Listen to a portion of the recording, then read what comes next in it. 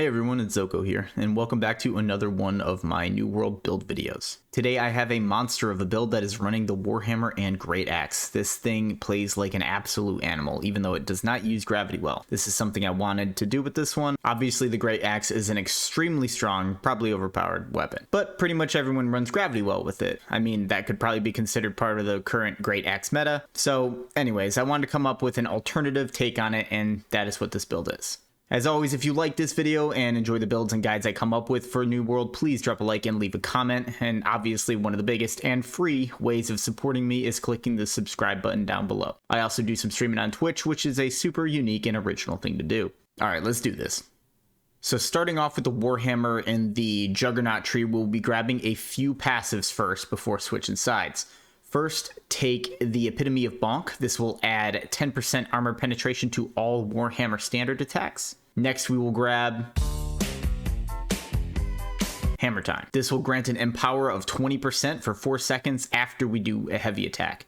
Empower is a buff that increases weapon damage. Now we take Exhaustive Attacks. This passive makes all of our Warhammer abilities apply a debuff to those we hit. This slows a target's stamina regeneration by 15% for 5 seconds. A nice touch if we are able to tag one of those squirrely ranged opponents that are always trying to kite us around town. Hardened Steel is going to add Grit to our hammer's heavy attacks. Grit is an effect that adds stagger resistance and makes our attacks unable to be interrupted. This is extremely beneficial with this build as we wade into the mix of things and trade damage with other people. We also get a 20% damage reduction when it's active. The passive does not mention how long after a heavy attack it will stay active for though, so be mindful of that. Our last passive here is Contemption. On targets under 30% HP, we are going to get an increase to heavy attack damage by 15%. Now we move on to the Crowd Crusher tree. I would probably start this tree with our first active skill of Clear Out. This does a very wide swing that knocks targets back 4 meters and deals 115% weapon damage. After that, grab Outnumbered. This will increase damage absorption by 10% if there are more than 2 enemies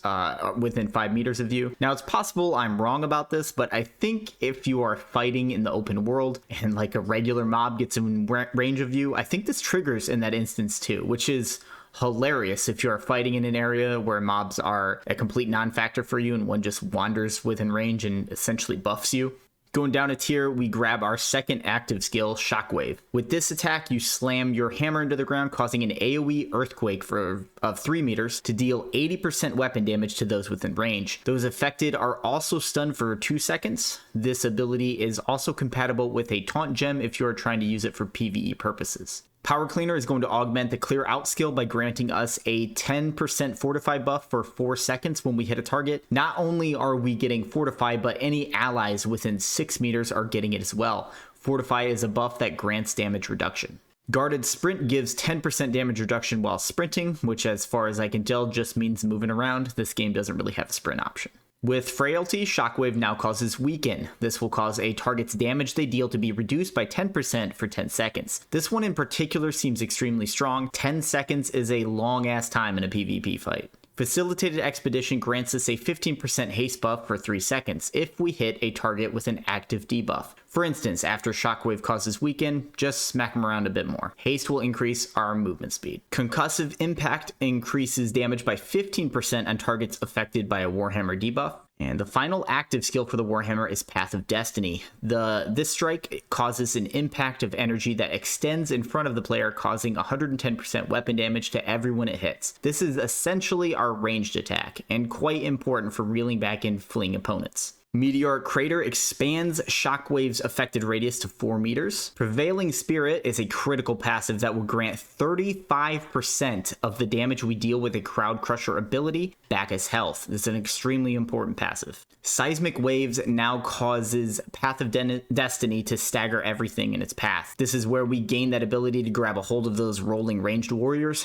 It can be hard to land, but if you do, they are in big trouble. And then to finish off the Path of Destiny skill line with Stimulated Reduction. This is going to reduce Path of Destiny's cooldown by 5% for each enemy hit with the skill. Being that this is a build that is trying to take on as many enemies at once, this is a nice one to get. I was a bit torn though, because I usually don't take ability cooldown reduction passives. So if you want to switch that out for something of your choosing instead, go for it. Just let me know what you end up picking down below. And then finally, we pick up the ultimate of Aftershock. With this, anyone affected by a crowd control effect is slowed by 20% for 4 seconds. I've definitely been on the receiving end of this, and it is obnoxious to say the least. Now we switch over to the both loved and hated Great Axe. This tree has had the biggest changes I have made to it from previous videos, so make sure to take some notes. In the Reaper tree, we are first grabbing Reap. With this active skill, we extend our axe about 5 meters and then pull back targets towards us. This skill does 110% weapon damage and is taunt gem compatible. Afterwards, grab Greed. This increases damage by 5% for 3 seconds and can stack up to 3 times for a total of 15% increased damage. Easy math. Now we grab Charge. Blitz 10 meters, dealing 120% weapon damage when you reach a target, or press the left mouse button. This ability also cannot be stopped. This, I think, is the best gap closer currently in the game. One of the things that makes this so strong, for one, is the distance you cover. I don't think any others really go 10 meters. In addition, you are able to steer it while moving. Both of those benefits are extremely important when closing in on a target. With the Collector, Reap is now extended to 8 meters. Death's Embrace now cause attacks on enemies below 50% health to penetrate armor by 10%. Frustration, after one of your attacks is blocked, gain 15% damage for 10 seconds. Keen Edge increases our critical damage by 10%. Hunger allows you to heal yourself for 30% of the damage done by Reap. Critical Condition causes attacks on enemies below 30% health to crit 15% more often. Feed causes any attack on enemies under 30% health to heal us for 10% of the damage done. Some people ask me why I don't grab Fatal Attraction. A lot of times this is a skill where if you use Reap, you end up doing a spinning attack that deals 115% weapon damage. The reason I don't choose to pick this a lot of the time is because it locks you into an animation, and during the closed beta when I was using this skill, I frequently would be able to hit Reap and then not hit the whirlwind swing or the Fatal Attraction swing, and so basically my enemies ended up gaining all the space back that I had pulled them in from, which completely rendered the purpose of Reap useless. So for that reason, I don't usually get this. Maybe I need to start using it when they're closer, you know, not at the very end of the Reap range, but nevertheless I haven't had a whole lot of success with this skill in particular. So I tend to avoid it. If it's successful for you, maybe you choose to opt for this instead of Feed, but I mean, that's completely up to you, right? This is a personal preference right here. Bloodlust is our ultimate for the Great Axe. With this, you gain 30% movement speed and deal 15% more damage when looking at an enemy within 15 meters. Headed over the Mauler tree, this is where things are switched up a bit. First, I picked up Maelstrom as the final active skill. This is what I replaced Gravity Well with. This is a spinning attack that pulls targets closer to you and deals 110% weapon damage. This skill is a lot of what this build is based around. Heavy Pull causes heavy attacks with the Great Axe to pull enemies closer to you. Now we pick up Storm's Reach. This extends Maelstrom's reach by 50%. Maelstrom also doesn't really tell us how far it pulls people in from the first place, so no idea what that really means. Enduring Strike will add Grit to our heavy attacks. This will grant a 20% damage reduction while Grit is active and give us stagger resistance while heavy attacking.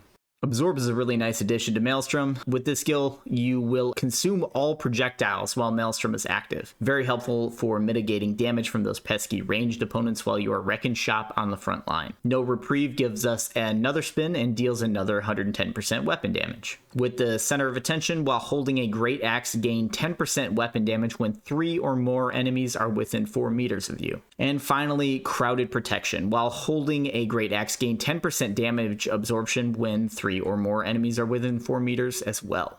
These, for obvious reasons, are really good to have at the same time. All right, that's it for the skills. Let's move on to the attributes. I suggest going about a 50-50 split on both strength and constitution, or more specifically, get about 200 constitution and dump the rest into strength. Some people may choose to have 100 constitution and dump the rest into strength. That's personal preference, so obviously that is going to be hitting way harder, but given this build is trying to wade into crowds of people and manhandle them, I figured we would benefit from the 200 constitution a bit more. As you get different pieces of gear with an adjustment and attributes, you can tweak the way your own attributes are laid out if you want to really maximize it. But at 100 constitution, we get an increase to our max health equal to 10% of our physical armor. And to synergize with that, at 200 constitution, we are getting a flat out plus 20% increase to our armor. Both of those, as you can see, complement each other quite well for the chaos we are trying to create. For the armor, we are going full heavy thick boy armor. We want as much armor as possible. Remember, it will be adding to our health. Any attributes should complement the split we are going for as much as possible, strength and constitution. Obviously, we can't always be perfect about it. It's annoying to constantly respec whenever you get a new piece of gear, but I think as long as you maintain your minimum constitution goal, whatever that is, you should be just fine.